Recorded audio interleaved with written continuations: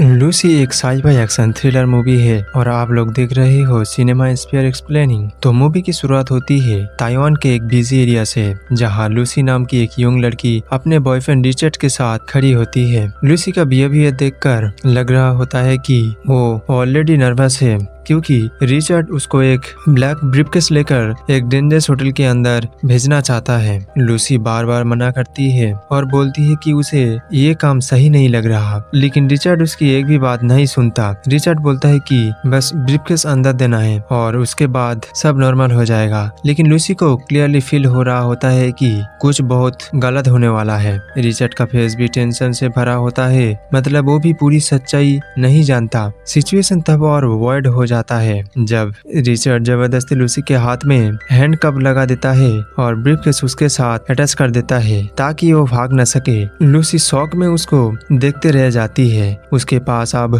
कोई ऑप्शन नहीं बचता। डर और कंफ्यूजन के साथ लूसी होटल के अंदर एंट्री करती है। होटल के एटमॉस्फेयर ही अलग होता है। हर जगह स्वीटेड बॉडीगार्ड्स खड़े होते हैं और सब लोग बहुत सीरियस दिख रहा होता है। लूसी रिसेप्शन पर जाकर ब्रीफकेस देने की कोशिश करती है, लेकिन जैसे ही गार्ड्स उस ब्रीफकेस को देखते हैं वो इंस्टेंटली अलर्ट हो जाते हैं। एक बॉडीगार्ड लूसी को जबरदस्ती अंदर लेकर जाता है। लूसी पैनिक करने लगती है और बाहर जाने की कोशिश करती है, लेकिन कोई उसकी बात नहीं सुनता। थोड़ी देर बाद उसको एक लग्जरियस रूम में ले जाया जाता है, जहां एंट्री होती है मूवी के मेन विलेन मिस्टर जंग की। मिस्टर जंग एक बहुत डेंजरस कोरियन गैंगस्टर होता है। उसकी आंखों में ही इतना फियर होता है कि सामने वाला बंदा बिना बोले डर जाए। वो कामली ब्रीफकेस ओपन करता है और अंदर रखे ब्लू कलर्स के पैकेट को देखकर स्माइल करता है। लूसी को अभी भी कुछ समझ नहीं आ रहा होता। तभी मिस्टर जंग के आदमी रिचर्ड को होटल के बाहर पकड़कर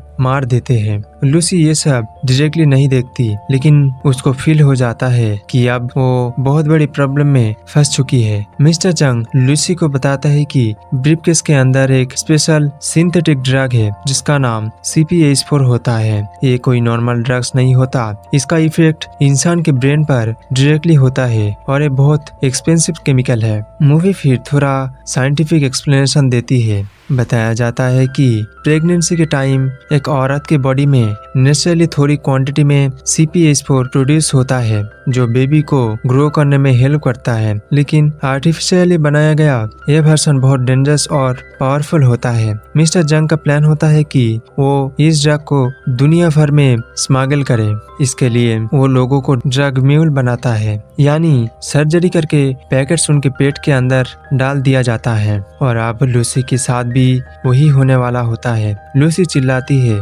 रोती है और हेल्प मांगती है, लेकिन कोई उसकी मदद नहीं करता। उसको पकड़कर ऑपरेशन रूम में ले जाया जाता है। वह बिना उसकी परमिशन के उसके पेट के अंदर CPH4 का पैकेट डाल दिया जाता है। ऑपरेशन के बाद लूसी को एक रूम में बंद कर दिया जाता है। वो दर्द और फियर में स्लोली चल भी नहीं पा रही होती। उसके फेस पर क्लियर दिख रहा होता है कि वो मेंटली कम्प्लीटली ब्रेक हो चुकी है, लेकिन असली नाइटमेयर अब स्टार्ट होने वाला होता है। रूम में अचानक एक आदमी आता है जो लूसी को किक मारना स्टार्ट कर देता है। वो उसको फोर्स करता है कि वो जल्दी से काम करे और शिपमेंट लेकर निकले। इसी वेटिंग के दौरान लूसी के पेट के अंदर रखना पैकेट एक्सीडेंटली फट जाता है और वहीं से मूवी का पूरा डायरेक्शन चेंज हो जाता है। CPH4 डायरेक्टली लूसी के ब्लड स्ट्रीम में मिक्स हो जाता है। पहले लूसी को लगता है कि उसको चक्कर आ रहा है, फिर उसके बॉडी में अजीब रिएक्शन होने लगता है। उसकी आंखों का फोकस चेंज होता है। वो रूम की हर छोटी डिटेल नोटिस करने लगती है। हर साउंड उसको क्रिस्टल क्लियर सुनाई देने लगता है।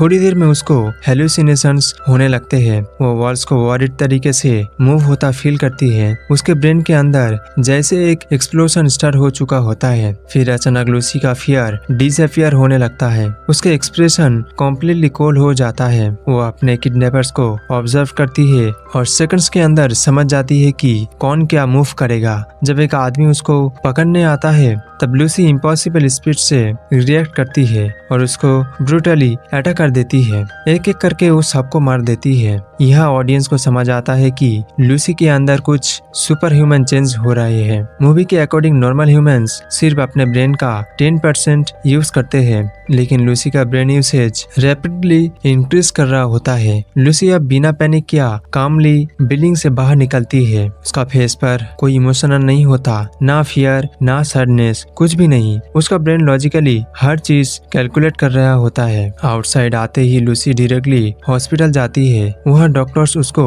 सीरियसली नहीं लेते, लेकिन लूसी इंस्टेंटली उनके कंप्यूटर सिस्टम्स एक्सेस कर लेती है और डॉक्टर की पर्सनल इंफॉर्मेशन तक बता देती है। डॉक्टर शॉक में आ जाता है। फिर लूसी डॉक्टर को फोर्स करती है कि उसके पेट के अंदर जो पैकेट है वो इमीडिएटली निकाला जाए। ऑपरेशन सीन बहुत इंस्टेंस होता है। नॉर्मली कोई भी पेशेंट ऑपरेशन के वक्त अनकॉन्शियस होता है, लेकिन लूसी पूरा ऑपरेशन देख रही होती है बिना पेन फील किया। डॉक्टर्स भी कंफ्यूज हो जाते हैं कि ये लड़की एग्जैक्टली है क्या। ऑपरेशन सक्सेसफुल होता है और पैकेट निकाल दिया जाता है।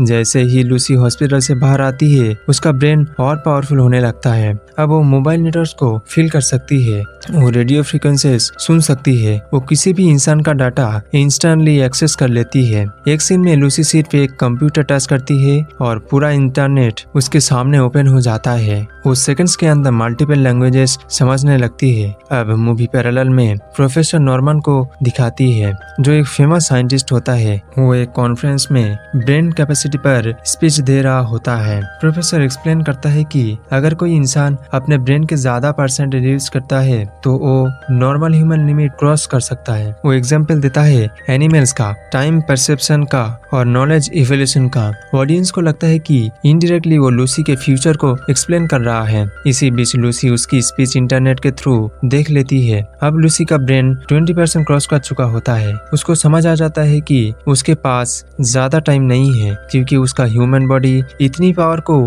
हैंडल नहीं कर पा रहा है। कभी कभी उसके फिंगर्स ब्लैक सब्सटेंस में ट्रांसफॉर्म होने लगते हैं, कभी उसको बॉडी अनस्टेबल फील होती है। अब लूसी डिसाइड करती है कि उसे बाकी CPH4 पैकेट्स कलेक्ट करने होंगे, क्योंकि अगर ट्रांसफॉर्मेशन इनकम्प्लीट रहा हो तो शायद वो मर जाएगी। वो इंस्टेंटली उन सब ड्रग कैरियर्स की लोकेशन ट्रैक कर लेती है जिन लोगों के बॉडी में CPH4 पैकेट्स डाले गए थे। यहाँ से Lucy full super human mode में एंटर करने लगती है। एक सीन में एयरपोर्ट पर पुलिस उसको रोकने की कोशिश करती है, लेकिन लूसी सिर्फ उनकी तरफ देखती है और उनका कंट्रोल लूज हो जाता है। लूसी का कॉन्फिडेंस अब कम्प्लीटली डिफरेंट लेवल पर होता है। अब उसको दुनिया एक नॉर्मल इंसान की तरह नहीं दिखती। वो हर चीज को मॉलिक्यूल्स और एनर्जी की तरह फील करने लगती है। फ्लाइट के अंदर सडनली लूसी की बॉडी अनस्टेबल होने लगती है। उसको ड्रग्स की और जरूरत होती है। वो पैनिक नहीं करती, लेकिन क्लियरली समझ जाती है कि उसका ट्रांसफॉर्मेशन डेंजरस स्टेज पर पहुंच रहा है। इसी वक्त मूवी सस्पेंस और टेंशन को और इंक्रीज करती है। दूसरी तरफ मिस्टर जंग को भी पता चल जाता है कि लूसी जिंदा है और अब नॉर्मल लड़की नहीं रही। मिस्टर जंग फ्यूरियस हो जाता है। उसको अपने ड्रग्स भी चाहिए और लूसी को खत्म भी करना होता है, इसलिए वो अपने सारे आदमियों को लूसी के पीछे लगा देता है। लूसी मैनुअल पेरिस पहुंचती है और डायरेक्टली प्रोफेसर नॉर्मन को कॉन्ट्रैक्ट करती है। पहले प्रोफेसर को लगता है कि शायद कोई फ्रंक है, लेकिन जब लूसी उसको इम्पॉसिबल इंफॉर्मेशन बताती है तब वो सीरियस हो जाता है। लूसी उससे मिलने का प्लान बनाती है और यही से मूवी और भी ज्यादा माइंड बेंडिंग और डेंजरस होने वाली होती है। पेरिस पहुंचने के बाद लूसी का बिहेवियर और भी ज्यादा कोल्ड और रोबोटिक हो जाता है। अब उसके अंदर ऑलमोस्ट कोई इमोशंस नहीं बचे होते। वो सिर्फ लॉजिकली सोच रही होती है। उसका ब्रेन कंटिन्यूअसली इवॉल्व कर रहा होता है और हर सेकंड उसकी पावर इंक्रीज हो रही होती है। एयरपोर्ट से बाहर निकलते ही लूसी डायरेक्टली एक हॉस्पिटल जाती है, क्योंकि उसको फील हो रहा होता है कि उसका बॉडी अनस्टेबल हो रहा है।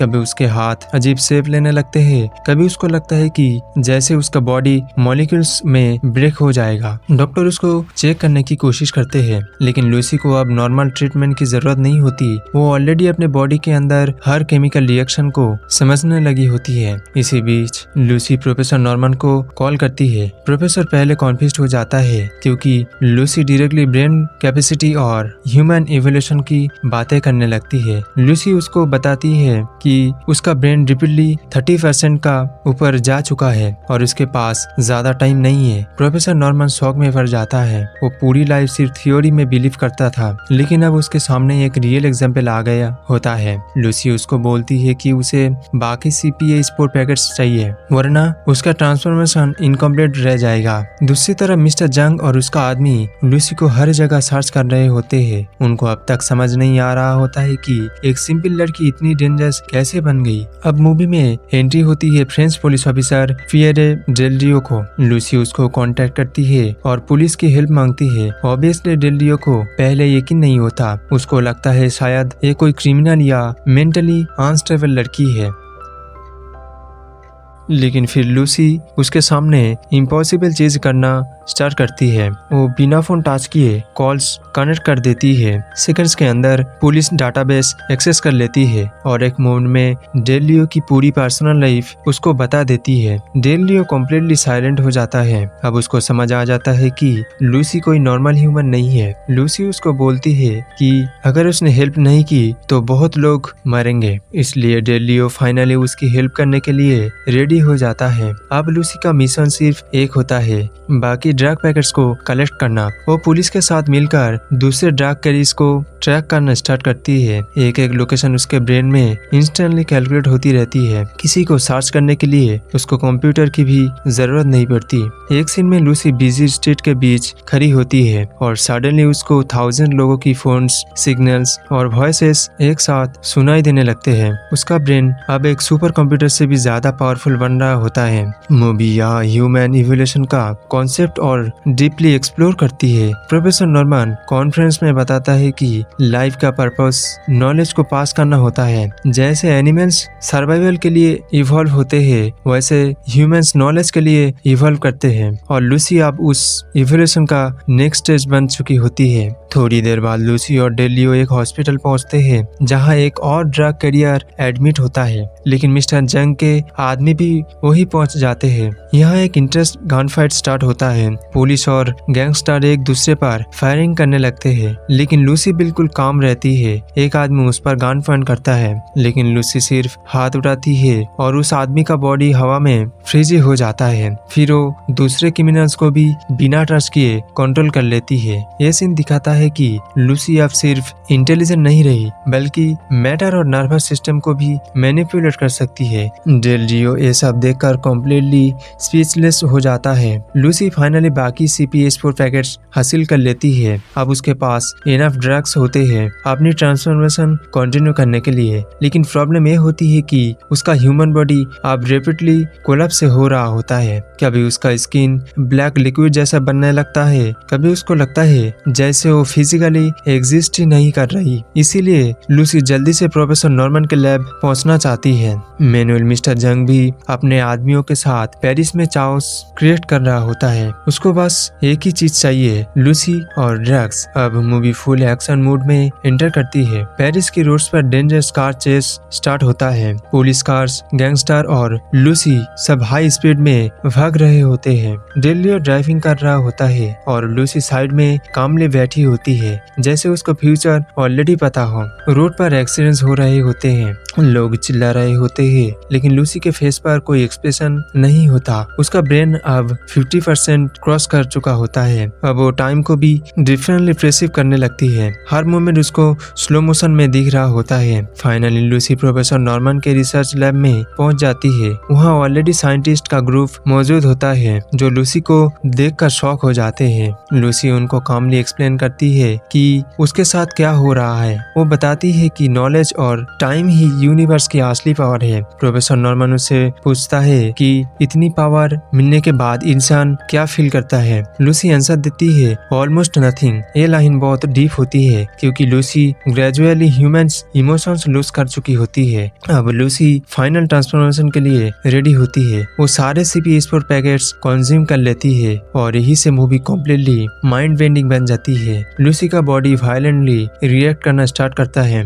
उसके आसपास का पूरा लैब डिस्टॉर्ट होने लगता है। कंप्यूटर्स ऑटोमेटिकली एक्टिवेट हो जाते हैं। इलेक्ट्रिसिटी वेव्स हर जगह स्प्रेड होने लगती है। साइंटिस्ट डर कर पीछे हट जाते हैं। लूसी का बॉडी कभी इनविजिबल होता है, कभी ब्लैक सब्सटेंस में कन्वर्ट होता है। ऐसा लग रहा होता है जैसे एक human slowly higher dimensional being में ट्रांसफॉर्म हो रहा है। इसी बीच मिस्टर जंग और उसके आर्म्ड मैन लैब के अंदर घुस जाते हैं और फायरिंग स्टार्ट कर देते हैं। पुलिस और क्रिमिनल्स के बीच डेडली शूट आउट होता है, लेकिन लूसी को अब बुलेट से कोई फर्क नहीं पड़ता, वो इजीली बुलेट्स स्टॉप कर देती है। अब उसके ब्रेन 70%, 80%, 90% क्रॉस करता चला जाता है। अब उसके साथ लूसी टाइम और स्पेस को कंट्रोल करना स्टार्ट कर देती है। एक अमेजिंग सीक्वेंस में लूसी सडनली पास्ट में ट्रेवल करने लगती है। वो मिलियंस ऑफ ईयर्स पुरानी यार्ड दिखती है, डायनासोर्स, प्रिमिटिव लैंडस्केप्स और अर्ली ह्यूमंस सब उसके सामने फ्लैश होने लगते हैं। फिर वो एक प्री हिस्टोरिक एप के पास जाती है और उसके फिंगर को टच करती है।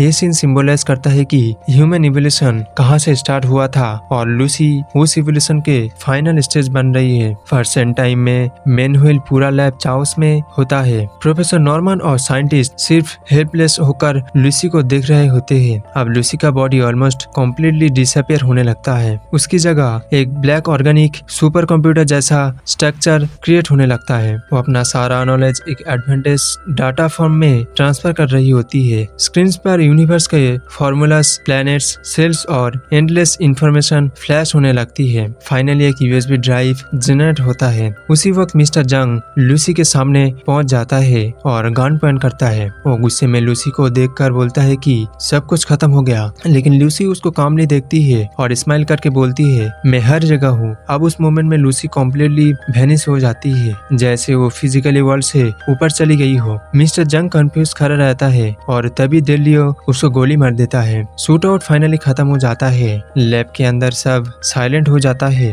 प्रोफेसर नॉर्मन के पास अब वो यूएसबी ड्राइव होता है जिसमें यूनिमैगजीनेबल नॉलेज स्टोर्ड होता है। मतलब लूसी अपना पूरा इवोल्यूशन कंप्लीट करके एक हायर एग्जिस्टेंस में ट्रांसफर हो चुकी होती है। लास्ट सीन में डेलियो कॉन्फ्यूज्ड होकर लूसी को सर्च करता है। फिर उसके फोन पर एक मैसेज आता है आई एम एवरीवेयर, यानी लूसी अब सिर्फ एक इंसान नहीं रही, वो पूरे यूनिवर्स में एग्जिस्ट कर रही है। अब इसी के साथ ये मूवी यही खत्म होती है। अगर आपको वीडियो पसंद आए तो वीडियो को लाइक करें और चैनल को सब्सक्राइब करना ना भूलें।